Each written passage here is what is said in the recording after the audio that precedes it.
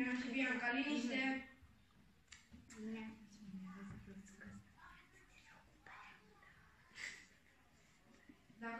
Dacă nu încetați acum, nu sunt patru fiecare. Ok, bine.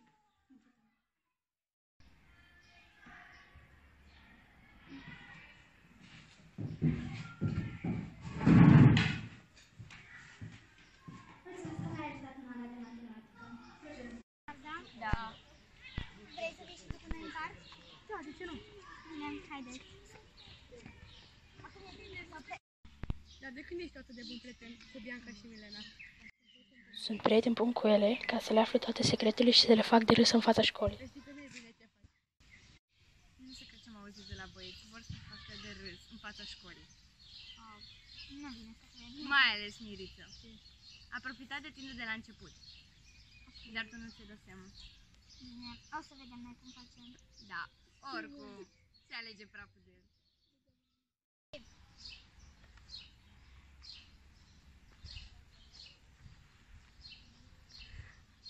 E adevărat că vrei să mă faci de rușine în fața școlii? Da. De ce? Pentru că voi sunteți populari și dacă reușeam să vă fac de rușine, puteam și eu să devin mai popular. Da, dar asta nu înseamnă că trebuie să mă faci de rușine. Bine, vrei să ne împăcăm și să uităm tot? Ok.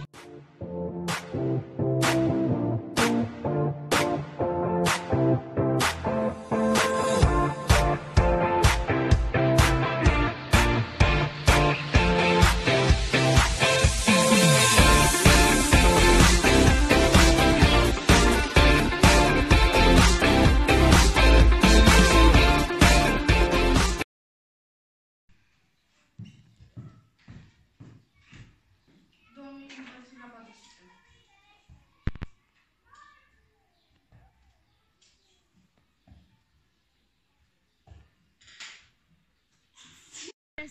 Te rog. 3, 2, 1 și...